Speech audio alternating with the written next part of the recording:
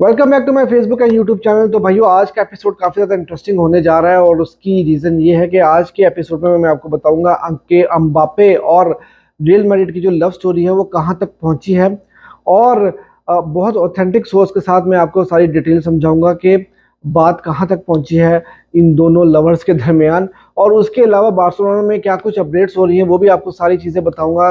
Referring के जो issues चल रहे हैं, वहाँ पर जो कंट्रोवर्सीज हो रही हैं वो भी मैं बताऊंगा। जो ला लीगा में जो कुछ हो रहा है, और राफीनिया और से जो रोबर्टो के बारे में जो ट्रांसफर मार्केट से कुछ खबरें आ रही हैं, तो उनको भी मैं इस वीडियो में कवर करूंगा। तो वीडियो को आखिर तक जरूर देखिएगा, और अगर अभी तक आपने मेरा चैनल सब्सक्राइब नहीं किया तो चैनल को भी सब्सक्राइब कर लीजिएगा। And do follow on Facebook and Instagram. तो भाइयों, सबसे पहले जो बात है वो हम कर लेते हैं। रेफरी का जो इशू चल रहा है वहां पर बार्सिलोना का जो मीडिया काफी ज्यादा आग बबूला हुआ है रेफरिंग इशू की वजह से। अब जो मैड्रिड डार्बी हुई है वहां पर भी कुछ कंट्रोवर्शियल डिसीजंस हुए थे, और वार ने वहां पर भी कुछ गलतियां की थी। और जो बार्सिलोना का मीडिया है वहां पर तो उन्होंने जो है वो एक टेबल भी निकाल के रख दिया है कि भाई अगर वार के डिसीजंस ठीक होते तो इस वक्त टेबल के ऊपर क्या सूरत हाल होती, कौन सी टीम किस पोजीशन के ऊपर होती। उन्होंने तो यहाँ तक भी ये बात जो है वो बता दी है, और जिरोना इस वक्त टॉप कर रही होती, बार्सिलोना सेकंड पोजीशन पे होता, और रियल मैड्रिड और बारसा के पॉइंट सेम होते। तो ये जो है वो बार्सिलोना मीडिया जो है वो हाथ धो के पीछे पड़ चुका है। उसके अलावा जिरार्ड रोमेरो ने भी जो है अपने सोशल मीडिया अकाउंट्स के ऊपर ये बात कही है कि अगर विक्टर रूके को सेकंड येलो उनका डिस्कार्ड नहीं किया गया तो उनके पास एक ऐसी ऑडियो पड़ी है कि वो जिसको लीक करेंगे, और लाल लीगा जो है काफी ज्यादा मुश्किल में आ सकती है। और फिर इसके अलावा जो अलावेज वाला गेम हुआ था वहां पर चावी ने रेफरी से जो है डिटेल्स मांगी थी, एक्सप्लेनेशन मांगी थी कि भाई आपने विक्टर रुके को जो सेकंड येलो दिया वो किस बेस के ऊपर दिया, उसको एक्सप्लेन करो। तो रेफरी ने कहा था कि मैच के बाद से जो है हम आपको एक्सप्लेनेशन देंगे। और मैच के बाद जब चावी रेफरी के पास गए और उनसे पूछा कि भाई बताओ कि क्या रीजन थी कि आपने विक्टर रुके को ग्राउंड से बाहर भेजा, तो उन्होंने चावी को कोई जवाब नहीं दिया और दरवाजा बंद कर लिया था। तो यहाँ से जो है वो कंट्रोवर्सीज काफी ज्यादा बढ़ती चली जा रही है। और ये बात तो बिल्कुल मानने वाली है कि जो इस सीजन में स्पेशली, मतलब पिछले कई सीजन से जो है वो काफी ज्यादा इश्यूज चले आ रहे हैं रेफरिंग के ला लीगा में, लेकिन इस सीजन में तो बहुत ज्यादा हद हो गई है।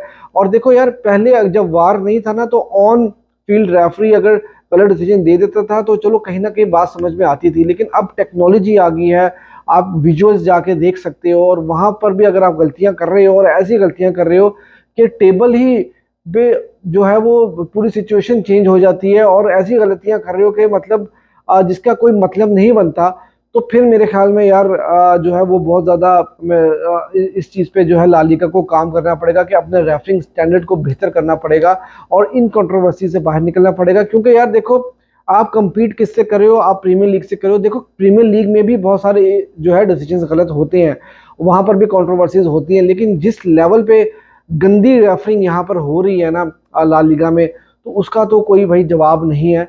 और इसलिए अगर ला लीगा को अपना स्टैंडर्ड बेहतर करना है तो उनको अपनी रेफरिंग का स्टैंडर्ड भी अप करना पड़ेगा। इसके अलावा डेको ने कुछ बातें कही हैं, कुछ इंटरव्यू दिए है, और फैब्रिजियो रोमानो ने अपने सोशल मीडिया अकाउंट के ऊपर जो है वो इस चीज़ को भी कंफर्म किया है। और डेको ने ये बात कही है कि हमने अभी तक कोई कोच फाइनलाइज नहीं किया जो चावी को रिप्लेस करने जा रहा है समर विंडो में। और उन्होंने ये बात कही है कि हम देखेंगे कि जो बारसा के स्टाइल को मैच करेगा, जो अच्छी फुटबॉल, अट्रैक्टिव फुटबॉल खेलेगा और एक अच्छा प्रोजेक्ट लेके आएगा, हम उस मैनेजर को लेकर आएंगे। लेकिन भैया साथ ही साथ हैंसी फ्लिक के बारे में भी ये बात आ रही है। कुछ सोर्सेज जो है मीडिया में वो रिपोर्ट कर रहे हैं कि उन्होंने स्पेनिश सीखना शुरू कर लिया है और वो काफ़ी ज़्यादा इंटरेस्टेड हैं बार्सिलोना की जॉब में। लेकिन देखें, फिर वही बात आती है कि यार अगर वो इंटरेस्टेड हैं भी तो क्या बार्सिलोना एक उनको अच्छी और कम्पिटिटिव टीम दे सकेगी? क्योंकि देखो कहीं ना कहीं मैनेजर को एक कम्पिटिटिव टीम चाहिए लड़ने के लिए। और जहां पर आप रियल मैड्रिड को देखें कि उनके पास मतलब एक अच्छी टीम है, और वो अम्बापे को भी शायद इस कमिंग विंडो में साइन कर लेंगे, उस पर भी हम अभी बात करेंगे। तो वहां पर उनकी स्क्वाड और भी ज़्यादा स्ट्रांग हो जाएगा। और जहां और दूसरी तरफ बार्सिलोना इस तरफ फाइनेंशियल इश्यूज को जो है वो फेस कर रहा है बहुत ज़्यादा। तो वहां पर बार्सिलोना उनको एक अच्छी टीम दे पाएगा कि नहीं दे पाएगा, और क्योंकि एक प्रोजेक्ट जो है वो फिर इसी तरह से बनता है कि जहाँ पर मैनेजर को अपनी मर्जी के कुछ प्लेयर्स भी चाहिए होते हैं। तो लेट्स सी कि क्या होता है, लेकिन ये सारी खबरें जो हैं वो इस टाइम पर आ रही थी। डेको से फिर एक और सवाल हुआ, वो ये हुआ कि रफीनिया के बारे में। तो रफीनिया के बारे में उन्होंने ये बात की कि देखो, इस वक्त चेल्सी और आर्सेनल भी इंटरेस्टेड है रफीनिया को लेकर। और रफीनिया को लेकर जो है वो इस टाइम पे जो इस वक्त मीडिया में रिपोर्ट्स आ रही हैं, स्पेशली स्पोर्ट जो कि बार्सिलोना का एक न्यूज़पेपर है। देखिए, स्पोर्ट पे मैं ज़्यादा बिलीव नहीं करता क्योंकि वहाँ पे काफ़ी सारे रूमर्स भी आते हैं, लेकिन फिर भी ये खबर निकल के ज़रूर सामने आई कि स्पर्स ने 70 मिलियन का जो है वो ऑफर दिया है रफीनिया के बारे में। अब अगर रफीनिया की बात की जाए तो देखो यार, रफीनिया जो है ना वो इस टाइम पर मेरे अपने ख्याल में बार्सिलोना अगर उनको एक अच्छी ऑफर मिलेगी तो बार्सिलोना ज़रूर कैश करने के लिए जाएगा, क्योंकि उसकी रीज़न है लामीन जमाल।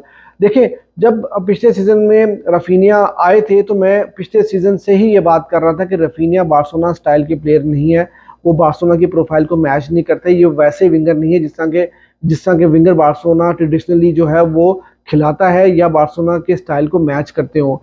और पिछले सीजन में इन्होंने 20 गोल असिस्ट जो है वो दिए थे, और वहाँ पर बहुत सारे लोग ये बात कर रहे थे कि नहीं यार, ये बंदा बड़ा अच्छा है और ये ग्रेट है, लेकिन वो आहिस्ता आहिस्ता एक्सपोज होते चले गए।